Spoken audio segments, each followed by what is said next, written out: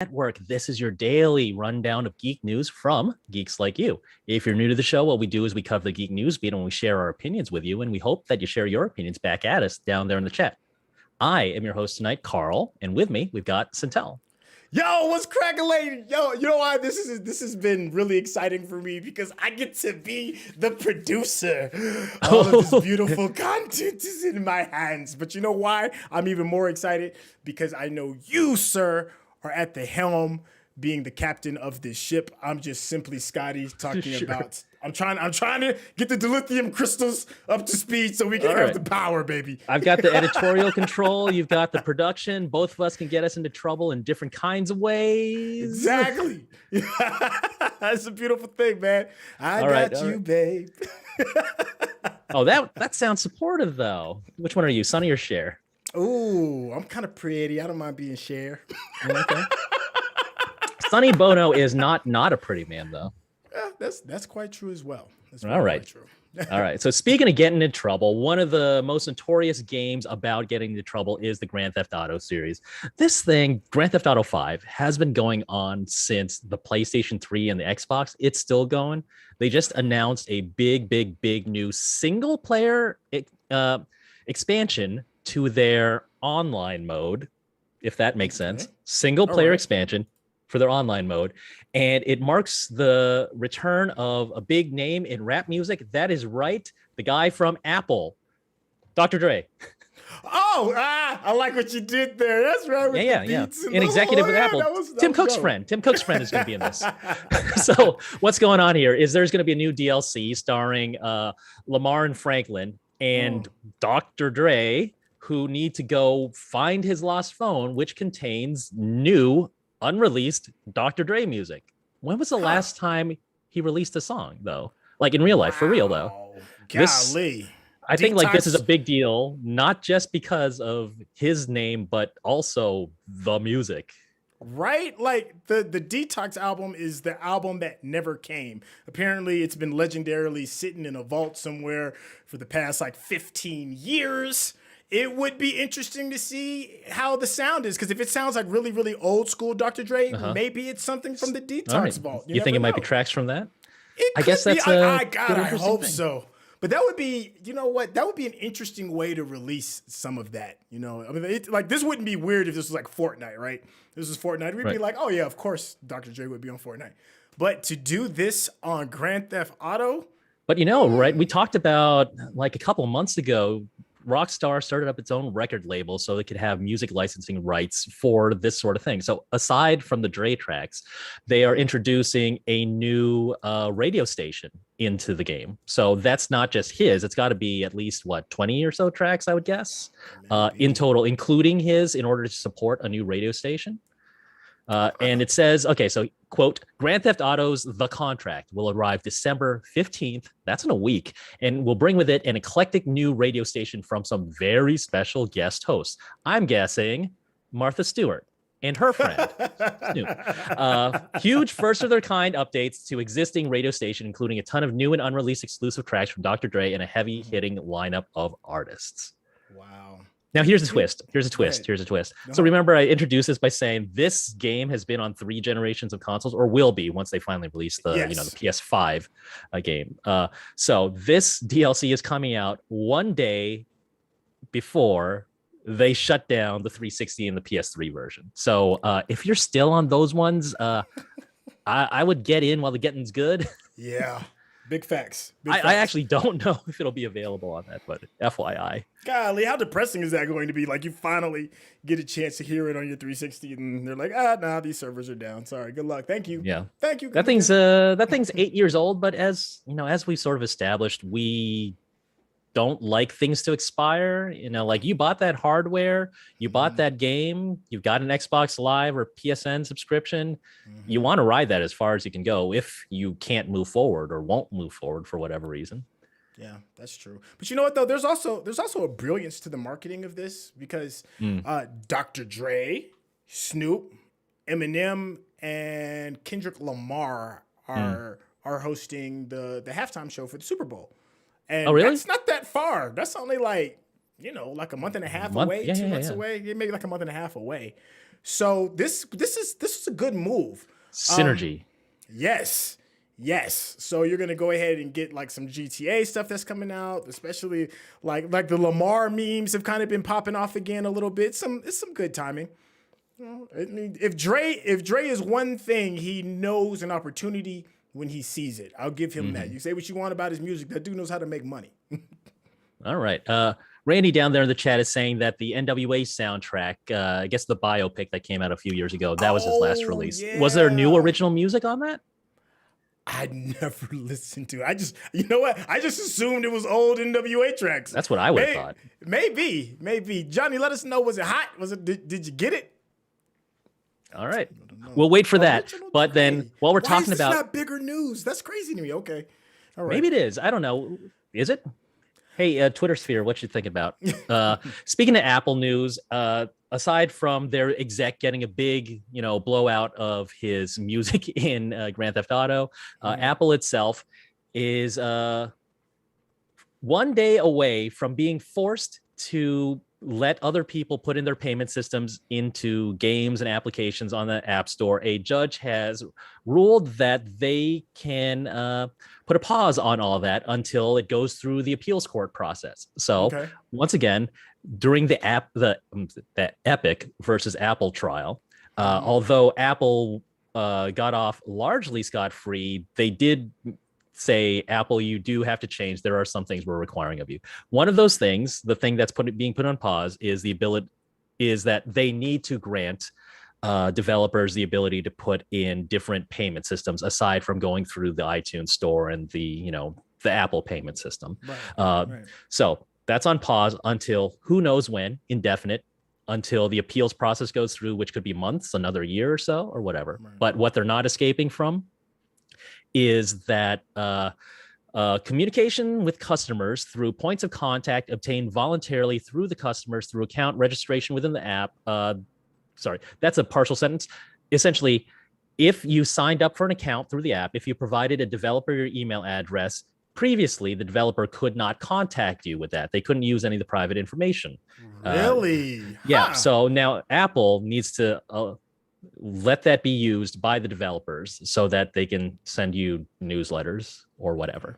And also, for what it's worth, Apple also remains bound by its agreement with the Japan Fair Steering Commission, which placed similar anti-steering restrictions on iOS. So that's also communication blockages. And I think to a certain degree, it also would have affected the payment system. But I can't see being bound to a payment system update requirement in one territory and then being able to drag your feet in another one. Right. Like if you have to do the work for one, you're largely on your way to doing it for your whole damn system, right? Okay. But FYI, you're still gonna have to buy those iTunes gift cards and then, whatever. And everyone's got to continue paying Apple their pound of flesh, their 30% for signing up for memberships for Netflix or Spotify through the App Store. I mean, it sucks for us. It sucks for the developers. It really does. That's just a bad bag.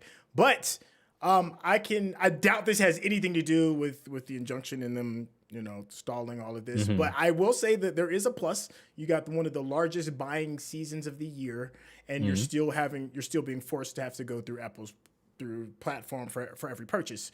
So that's a nice big chunk of change that at least Apple they can keep for at least for the past month, for the next month, which is the biggest buying segment of the year. Yeah. So I like I said, I don't think that was planned. Maybe it was. I don't know, but.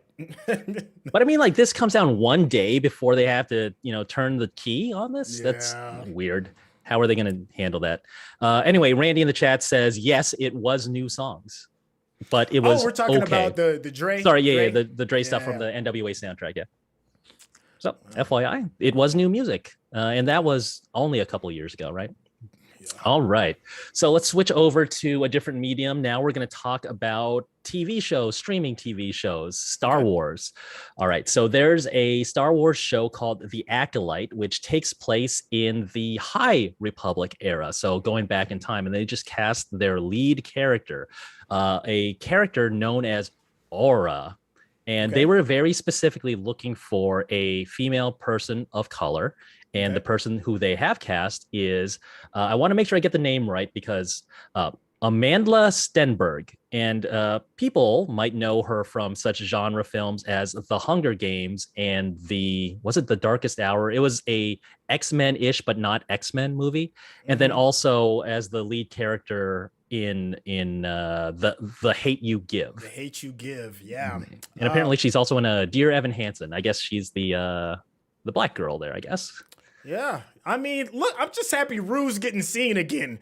The Hate You Give didn't really hit the scene as in an explosive kind of way. It didn't really like, people weren't really rushing out to see it, unfortunately, because I hear the book is amazing. So I'm hoping the series is good as well. But if you're going to attach yourself to a franchise, I mean, there is no better one to get your name out there into mainstream than rocking with Disney. Yeah. So, hey, congratulations. She's had an interesting career. You know, when she first came on as Rue, there was a little bit of the controversy because of how she looked.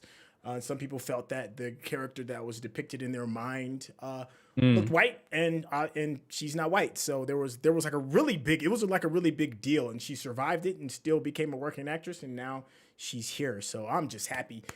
We said something earlier in pre-production regarding how many black characters there are in the Star Wars universe. It's not really a whole lot. We counted Lando. You said one. You said somebody who could be Lando's sister, daughter. Daughter, like the other black character in the new trilogy was sort of implied, like there was a relation between her and Lando. Right. There's Finn. And I said the Thandie Newton's character in the Han Solo movie. So now we have who only survived halfway through. Was she the first character who died? Did they play into that trope? Yeah, she died. Yeah, she died real early. Spoilers. Early. So when it happened, we was like, I mean, we kind of knew. And then, of course, notably, Mr. Sam Jacks with the purple lightsaber. So but yeah, that's literally, you can count them on one hand. Yeah. So, hey, welcome. You know, we meet on Wednesdays. There's coffee in the back. So the blurb that they gave for what the story is going to be about, it is a mystery thriller that will take the audience into a galaxy of shadowy secrets and emerging dark side powers in the final days of the High Republic era. And this will focus on the end of the era, its collapse, showing fans the downfall as the Republic is infiltrated by the dark side, rather than the glory days, which, I'm not a huge Star Wars reader, but apparently have been represented pretty well already in previous media, like the books and I guess the comics as well. Oh, man, this is where we need Johnny Randolph, because this is his neck of the woods when it comes to Star Wars lore. Yeah, hit us back in the chat. He's asking, is the High Republic back to being canon? At least the era, I guess. I don't know about any specific stories, but the era is back. Yeah. We back, baby. And speaking of coming back, so we remember seeing in the Batman trailer that Robert Pattinson gets into a fiery chase with Colin Farrell's The Penguin. And there's a big mystery, as the Batman is coming towards him, is going to kill the guy. Is this before Batman has his code of not killing people?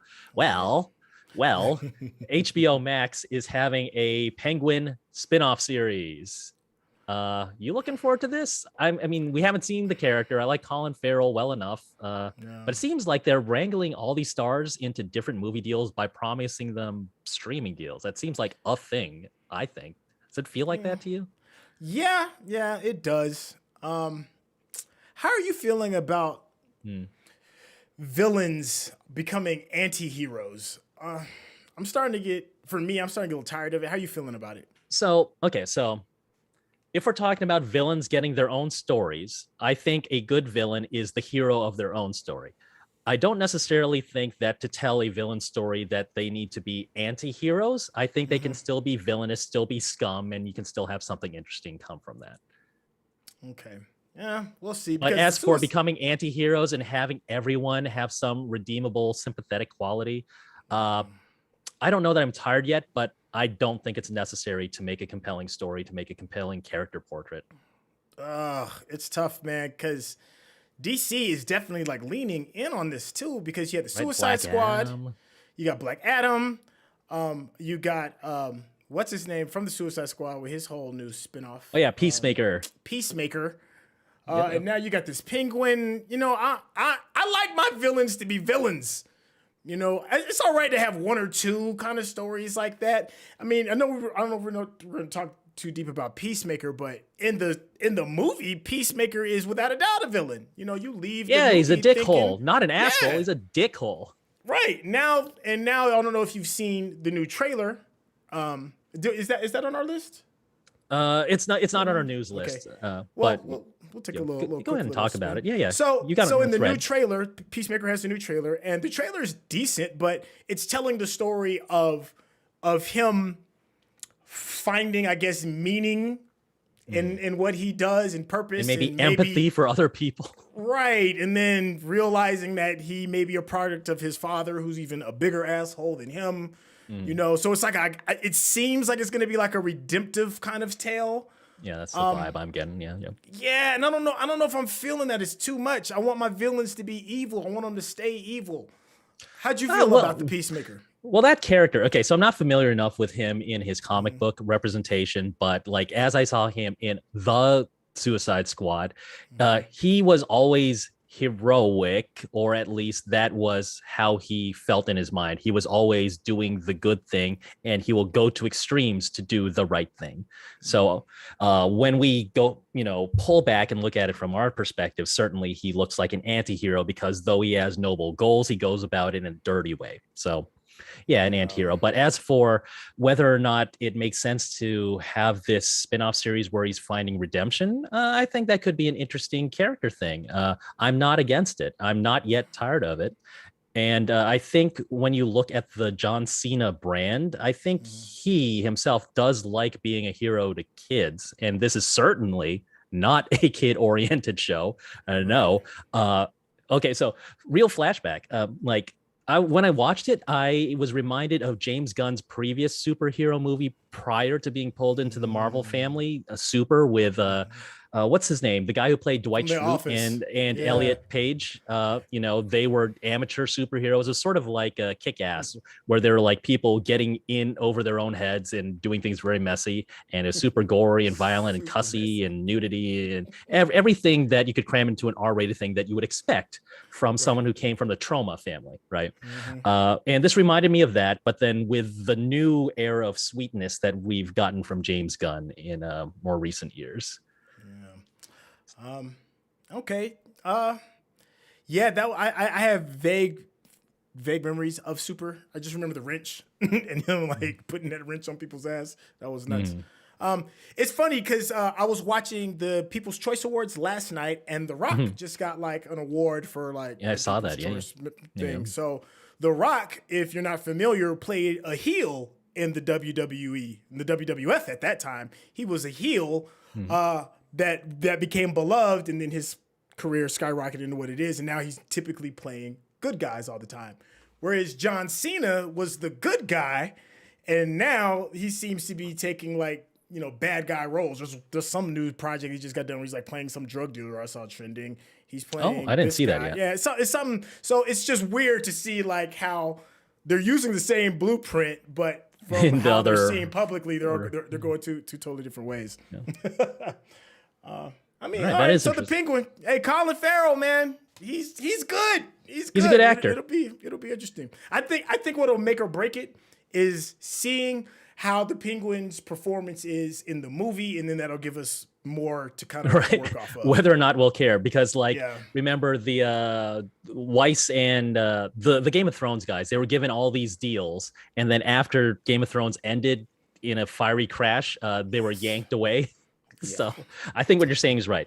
This was a promise. It's in development, but then maybe its own fate of continuing onto the airwaves, so to speak, might be reliant on whether or not we like the Penguin character. Yeah. All right. So, let's see. All right. Superheroes. Speaking of superheroes, arguably Britain has got two major superheroes, one of them being Doctor Who and the other being James Bond.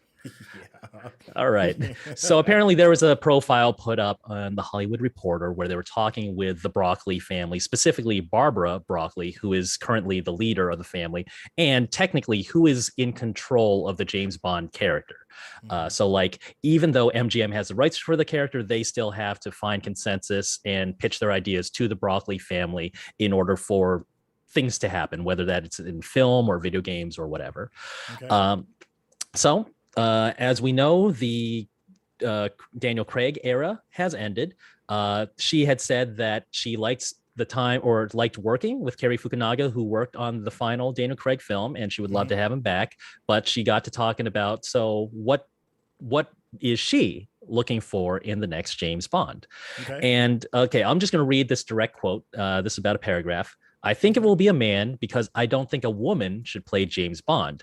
I believe in making characters for women and not just having women play men's roles, which I think you can vibe with, especially with like the comic books and renaming or giving a new character the name of an existing thing, right? Right. So she continues, I don't think there are enough great roles for women, and it's very important to me that we make movies for women about women.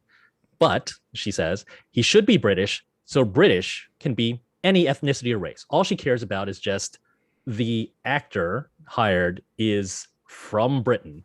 Right. That's the only thing that she's asking for.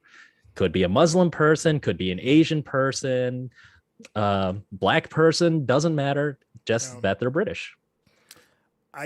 I think, okay, here's the thing. I'm not wholly against a female 007, but she got to really just come with it. Like, there was already a female 007 in the last one, right? But continuing the whole series, the whole next spinoff of just that one character. Because for a hot second, there was like a small rumor that the young lady that played the latest female 007, there was a small rumor that maybe Leanna Lynch she can actually be the next one, and I don't think that's gonna happen. Bond maintaining Bond is British, I think is essential. I think it's not 007 unless he's British. He works for very specifically the British intelligence agency. Yeah. You would expect that. Yeah. Yeah. Now, what I do hope, because the world seems to be a little bit more of a global community, I would like to see a Bond of color.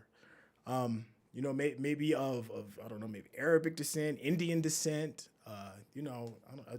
Pan Asian could work. It doesn't necessarily have to be a black Bond, but I just think if we're going to be in this brand new world, and you got them being an international spy, I think it's easier to be an international spy if you're a person of color. Because, you blend in when you're going out from the British Isles out into the other rest of the world. Yeah, you would probably blend in better. And the British Empire was wide. So, they brought in a lot of people to the mainland, let's just say. I guess in tangential recent news, Barbados declared their independence from Britain. I heard about that. And so now Rihanna is the president of Barbados. That's how that works, right? The most popular person from there is the leader. Of course, why not? I mean, she's a billionaire, so it makes sense that she's rich, ultra rich, and famous. So you heard it here first.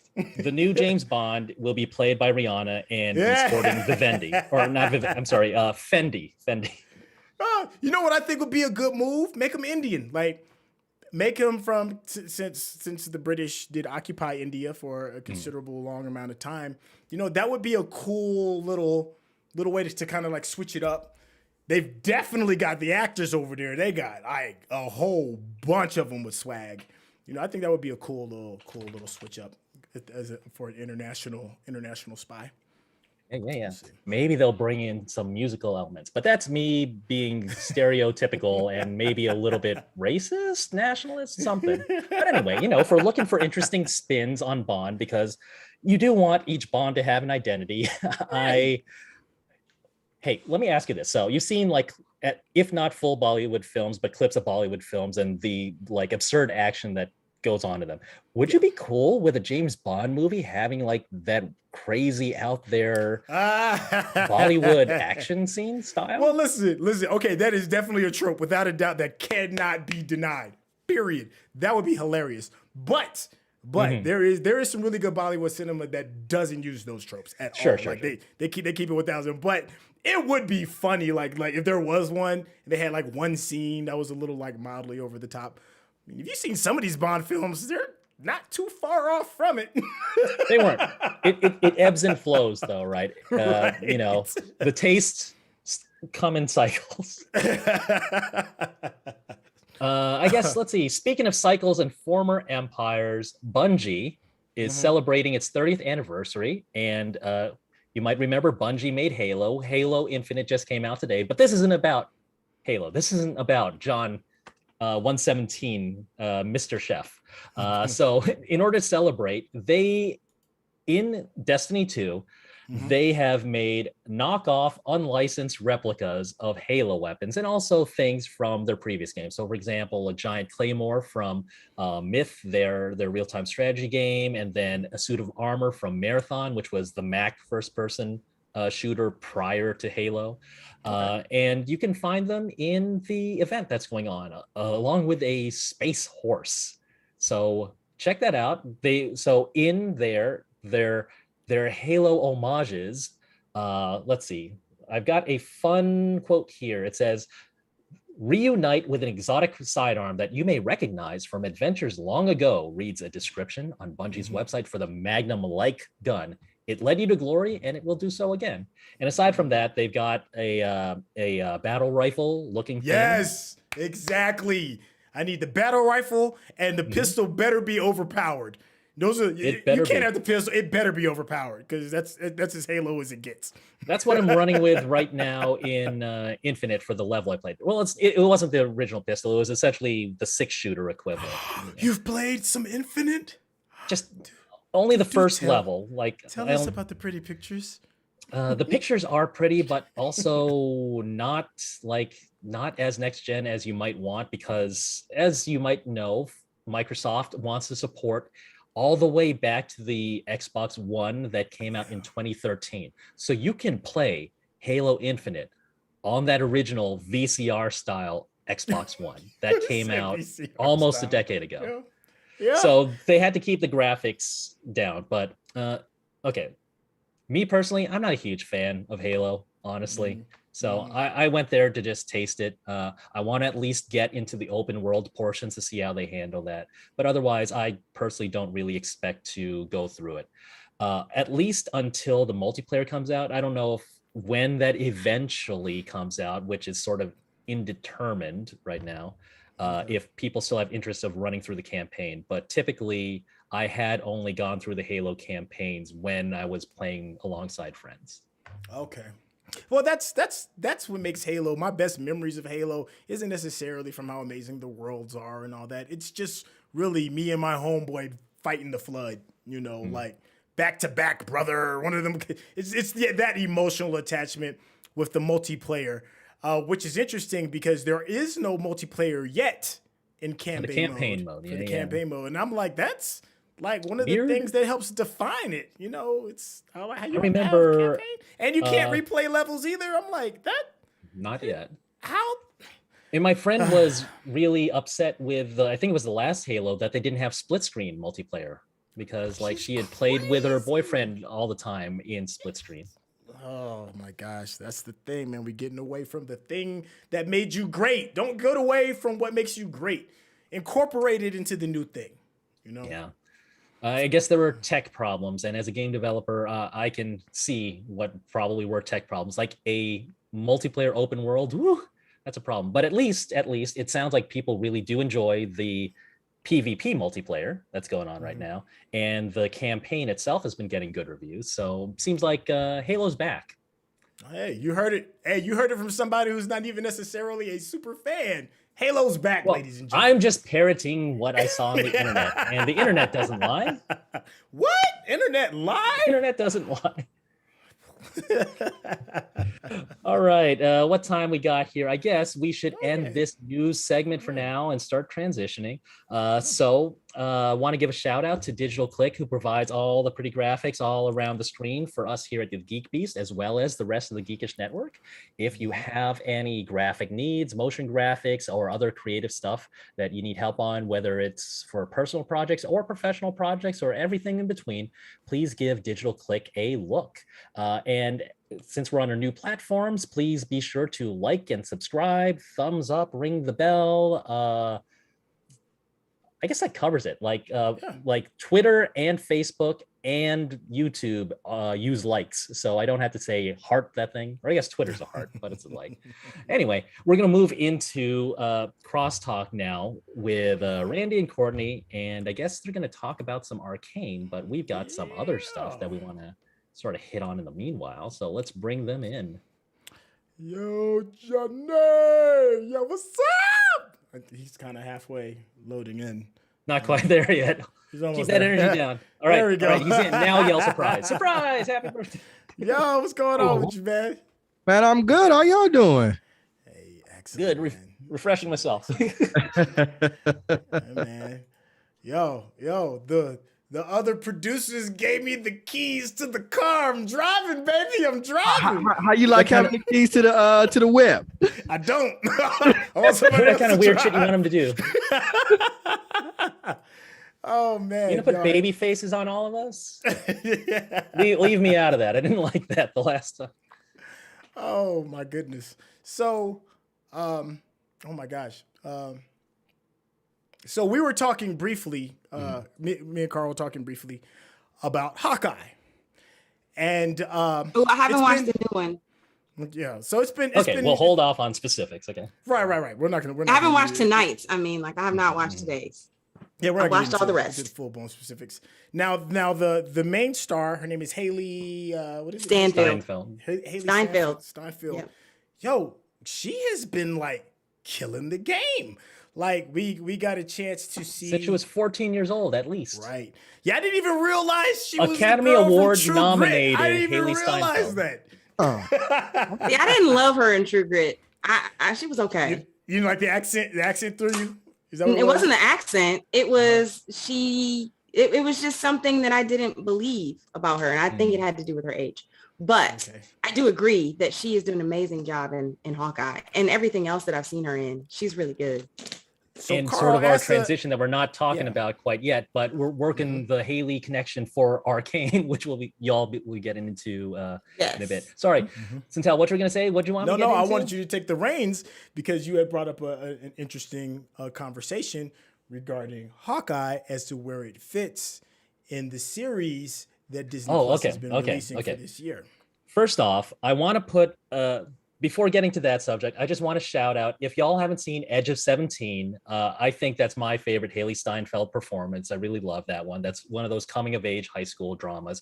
I think she does a very good ugly cry in that movie. And it also stars, I want to say it's Woody Harrelson. So if we're talking about Carnage, there's another superhero. So it stars Carnage and Hawkeye in a high school setting as she's about to graduate and have the life-changing experience of leaving high school. All right. So what I was saying is, even from the earliest episode of Hawkeye, I was getting this vibe that I'm really enjoying this, even with the trailers, because I was into the whole Shane Black vibe of like Lethal Weapon and Iron Man 3, the Christmas time crime and messy heroes. And, we're at, episode 4 now. And I think this might be my favorite up there with WandaVision of the MCU Disney Plus things. Also, I was gonna say, well, to rank things, I put Loki way at the bottom easily because I don't think anything at the bottom. You put Loki at the bottom. Falcon and Winter Soldier. Easy worst. Falcon and Winter Soldier is the worst to me too. Lower than Loki. It's lower than Loki. I'm sorry. I feel like Loki just wasted its time. Like the character himself, he's all show and pizzazz and empty of substance. I mean, in how he this is a whole himself nother in the show. story. Right. I like the character, but we need to have a whole show. Who he is, like he's trying to present himself as something and can never deliver on. All right, so that was my standing. But what's your vibe of? But do you think Falcon and the Winter Soldier delivered anything? I did. I feel like it got through a plot. Whereas, okay, so while Loki, they've said, I want to do this. This is my goal as a character in this. And sure, they checked that box, but I was like, so dissatisfied. It's like, I guess you did the thing that you set out to do, but now what? Nothing happened. You're not satisfied. I'm not satisfied. It feels like it just came in at the last minute. You dabbled, or you took forever to get there. You did the thing from X-Men Apocalypse where you stand on a mountain and say, oh yeah, we really got to get going and do that thing. In X-Men, they're like, we have to be evil and take over humanity doesn't deserve to rule, we do, thus on this mountain. And then at the end of Loki, they're like, Falcon gave at the end in the final episode. Like, yeah, they made a bunch of posturing, prove that he was going to be the next Captain America, and he had to prove and it. He's still proving it according to Twitter. Right. According to the new movie, he's going to have to prove it again. You can't win. Keep moving the goalposts for him. Jeez. Yeah, and they like, Black guy, we going to put you in jail to get this shield. I think Loki and Falcon and Winter Soldier are equally bad. They're equally bad in my homepage. I enjoyed Loki. I at least feel more satisfied with things occurring in Falcon Winter Soldier. I think Hawkeye might be my favorite series of 21 so far. If it continues, if it continues of 21, Disney Plus series. I need to be very specific. My favorite Disney Plus Marvel series of only 2021. I think look who's moving the goalposts. It's Hawkeye. I think was WandaVision in 2020? Wasn't it? It was last year. I thought it was this year. Might have been. That's what I'm asking. So you're saying no, it's this year because Hawkeye, WandaVision's nominated for all sorts of stuff. That's your number one? I think Hawkeye so far, it's only 4-0, and it's fun, and they can absolutely fumble the football. Yeah. They have plenty of time to mess it up. But as of right now, if the pace continues, every episode has been really good. And it's kind of boring for me. It took me, Hawkeye is? Episode 3. Oh. The first 2 I thought were really good. The episode 3 where, with the exception of the final scene. You didn't like the big reveal? What was the big reveal? Echo? In 3? Yeah. Well, Echo? That was your big reveal? Well, who Echo is associated Cody don't seem too impressed with the big reveal, Centel. Okay. The only scene that moved me in episode 3. Fight scenes? Oh my gosh, really? You like the fight scenes? The car chase was fun. Y'all gonna get some more of this fighting on binge worthy too. No. Yeah, this is what that's a good point. We don't want to steal material from the future show. If you like this back and forth, get prepared, man. Exactly, because this is what me and Centel do. This is what we do. This is legitimately what we do. We get so heated. No, I did enjoy the car scene with like the different arrows, and it is classic Marvel. I think Hawkeye is the most classic Marvel of all the series. And that's an A+ for effort. You know what I'm saying? Because on the Marvel scale, it's the closest to a Marvel movie. It's the closest to the MCU, in my opinion, thus far. But that scene when Hawkeye, when he couldn't hear his son and she was writing down the answers, I got real misty. I got real emotional. Yeah. That scene broke me. Not gonna lie. If WandaVision came out in 2021, they've had 4 series this year? Right. Yeah, WandaVision came out in 2020. That's why she was nominated for. She came out in September. January 15th, 2021. That's when WandaVision came out? They seriously crammed all of this stuff all in one they've calendar year. They've had 4 series dropped this year. Wow. I think that WandaVision is different than, that's what I'm saying. I think that majority of people are going to say that Hawkeye is their number one because it is the closest to an MCU movie. It doesn't have a lot of like internet buzz story. though. I'm like, it doesn't. It's not getting. No, yeah, and I think it's not getting it for obvious reasons. Because of Hawkeye. Because it is Hawkeye.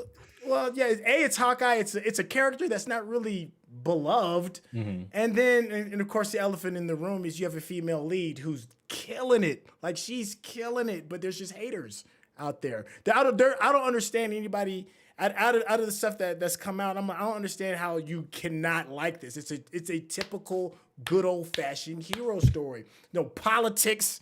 I'm not worrying about the old black man trying to be Captain America. I got to hear none of that. I don't worry about nobody's Wanda Sykes Wanda's PTSD. Wanda I don't give a damn about that. What'd she do this time? And bouncing over a trillion different multiverses and all that. Like, just give me a good old fashioned hero story, and that is what we're getting from me. So I'm like, thank you. I've been looking for this. I've been craving a hero story.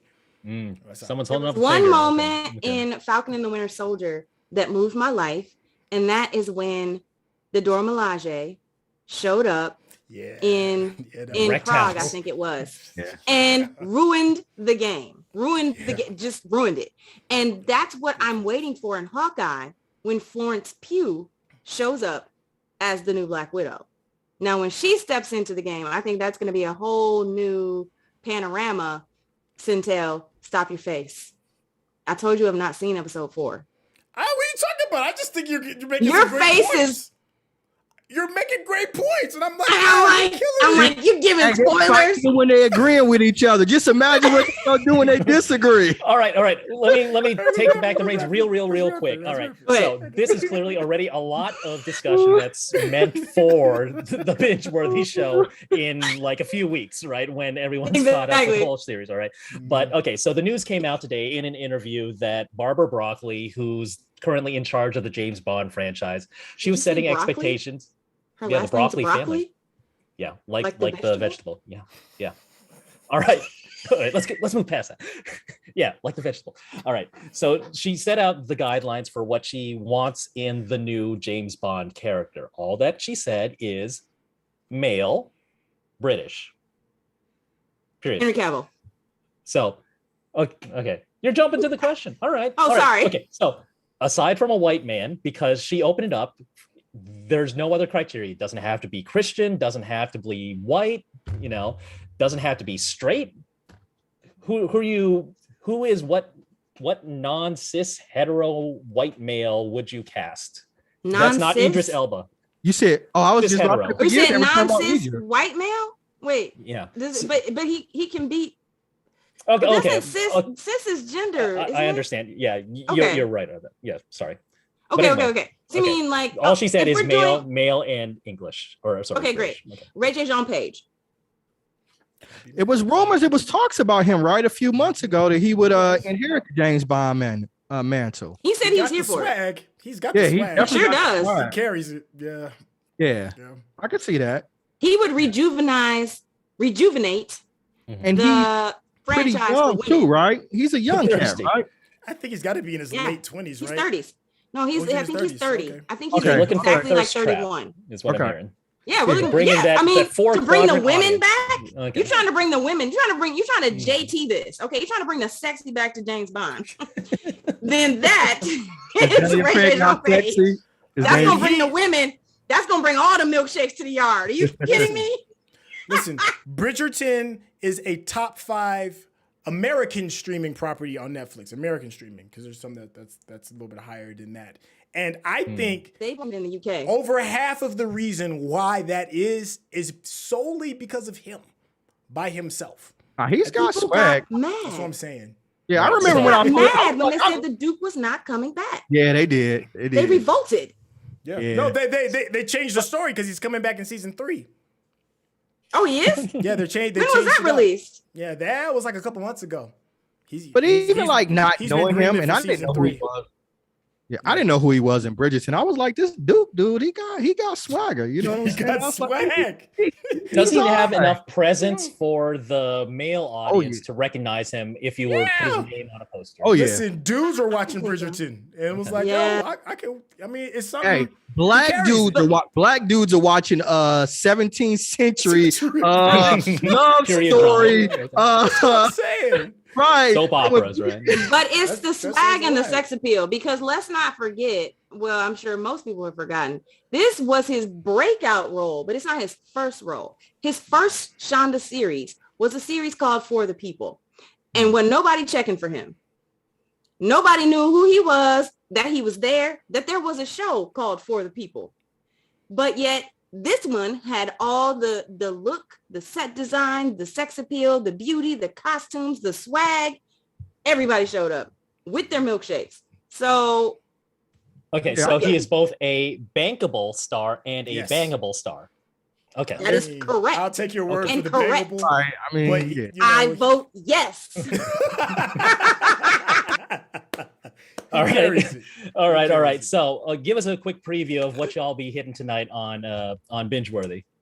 We're talking Arcane tonight, man. All right.